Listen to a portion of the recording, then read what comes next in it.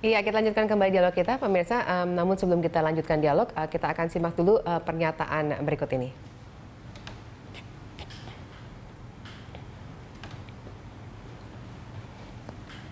Baik, ini adalah pernyataan dari Marskal Muda Hadian Suminta Atmaja, Panglima Kohanutnas, yang mengatakan Indonesia kekurangan radar sebanyak selusin atau 12. Ini menyebabkan wilayah Indonesia Tengah dan Timur rawan seperti Kalimantan, Maluku Utara, Maluku Selatan, dan Papua. Tapi di barat juga ada yang rawan seperti di Sumatera Barat. Kemudian menurut data Kohanutnas, pelanggaran wilayah udara di sekitar Kepulauan Riau setiap harinya mencapai 3 kasus. Ya, kita lanjutkan dialog kita, pemirsa nih. Pak Dwi, saya mau minta konfirmasi dulu. Berarti sudah disadari bahwa kita kurang radarnya. Lalu juga sudah diketahui bahwa ada wilayah-wilayah yang rawan, begitu ya. Nah, kalau sudah begini, kenapa kemudian kita tidak bisa mengakali atau membuat strategi yang sehingga tidak terjadi lagi hal-hal seperti ini? Oke, sebelum saya memberikan penjelasannya, saya pengen ralat dulu bahwa Pak Hadian atau Marskal Muda Hadian ini sudah naik pangkat, kemudian sudah pindah jabatan. Beliau sekarang sudah menjadi Marskal Madya, artinya 3 bintang. Kemudian jabatan beliau adalah Wakil Kepala Staf TNI Angkatan Udara. Oke. Jadi ini pernyataan ini pada saat beliau menjadi sebagai Pangkostrat. Tapi isi pernyataannya benar? Betul. Oke. Betul, saya setuju. Memang itu adanya. Bahwa kita adalah blank di daerah, khususnya di Indonesia Timur sana. Nah, di wilayah barat, meskipun ada masih bisa tercover. Dan pelanggaran memang paling banyak di wilayah Indonesia Timur. Ya, kalau sudah tahu begitu, kenapa kemudian tadi misalnya strateginya tidak dikuatkan di wilayah-wilayah tersebut? Sekarang begini, untuk memindahkan radar dari satu tempat ke tempat lain itu memerlukan biaya yang lebih banyak dibandingkan apabila kita membeli. Ya, radar yang sudah terpasang tidak mungkinlah kita pindah ke sana. Jadi harus membeli radar harus baru. beli radar, kita pasang. Kalau misalnya tadi dikatakan belum bisa membeli radar baru begitu ya. Nah, kemudian strategi apa yang bisa diakali ini? Nah, sebenarnya Kohanutnas sendiri setiap hari Kohanutnas itu mempunyai namanya operasi sepanjang tahun. Jadi tiap hari mengerahkan pesawat tempur kita untuk melanjutkan operasi. Tapi kembali apa yang disampaikan Pak TB Hasanuddin tadi, keterbatasan yang kita punya. Pesawat kita untuk melaksanakan operasi berapa sekutu yang kita punya. Ya, keterbatasan itulah yang membuat ya kita selalu mengusulkan kepada pemerintah, ini loh kita kurang ini. Lalu jawaban pemerintah? Ya kembali lagi, seperti yang dikatakan Pak Hasanuddin, keterbatasan dana, keterbatasan anggaran itulah yang jadi masalah. Oke, Pak Geri, cukup puaskah dengan jawaban Pak Dwi ini untuk menyatakan bahwa semua ini terjadi karena ada keterbatasan? Memang, tapi kabar buruknya adalah ini akan menjadi lebih buruk ke depan. Ini saya tidak melihat dari segi militer, tapi dari segi kebutuhan penerbangan sipil juga. Dari Kementerian Perhubungan sudah mengeluarkan peraturan yang melarang pengoperasian pesawat luar negeri di antara bandara di Indonesia. Nah, sekarang pergerakan pesawat kecil dari Australia ke Asia itu juga tidak sedikit. Oke, contoh yang kejadian kemarin itu juga memferikan pesawat yang sedang untuk dijual ke orang lain. Ini banyak sekali. Nah, mereka ini kalau dulu bisa melewati daerah barat, gampang kita ngurusinnya. Tapi kalau dengan peraturan yang baru ini keluar, PM66 ini, mereka akan terdorong untuk mengambil jalan paling pintas, yaitu melalui daerah yang kita radarnya kurang. Jadi ini akan malah membuka resiko gitu ke depannya. Lalu juga saya lihat kebutuhan lain adalah ini kan kita kalau untuk masalah flight control kan belum lama menerapkan yang single gateway tadi. Jadi perizinan semua yang harus diajukan masuk di satu pintu lalu dikeluarkan di satu formulir ditandatangani oleh tiga instansi yang berwenang. Yaitu Kemlu, Kemhub, dan TNI. Okay. Nah, dulu kan tidak seperti itu, dokumennya terpisah-pisah dan ribet sekali. Dan memang Indonesia terkenal untuk itu. Susah lah ngurusinnya.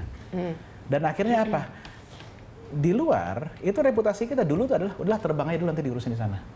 Oh, jadi ternyata nanti bisa lah diatur begitu kalau nggak lebih komentar mereka. Sekarang dengan diterapkan ini, kita juga sebagai Indonesia harus mengkomunikasikan hal tersebut bahwa kita sudah berubah ya prosedur dengan ini. Kalau tadi dibilang si pilotnya, saya yakin kalau dia innocent, dia nggak akan sengaja.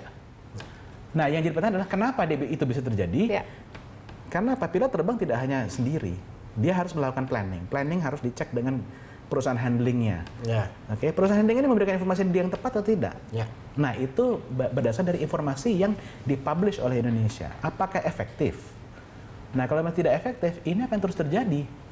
Bayangkan, sangat disayangkan kalau misalnya dana operasi pesawat tempur kita habis untuk interception yang innocent, terus begitu lagi nggak ada duit, yang non innocent yang nongol, gitu. Itu nggak lucu sama sekali gitu. Oke, Pak Dwi silahkan tanggapi dulu nih. Oke, ini menarik nih. Ya. Gimana Pak? Menariknya begini. Kalau yang di Mas Gary tadi bilang ini angkat pilot kita ya, kasus yang ini yang terakhir aja lah ya. Itu pilot mengantarkan pesawat ya dari satu tempat ke tempat lain yang melewati daerah kita. Nah, pilot ini disuruh oleh pabriknya atau perusahaannya anterin pesawat saya ke sana. Ya. Pilotnya sudah bertanya ini kepada company, bagaimana masalah perizinan? Dia bilang seperti itu oke. Itu udah ditanya oleh operator kita dari ujung Padang, dari air traffic control ditanya bagaimana masalah perizinan.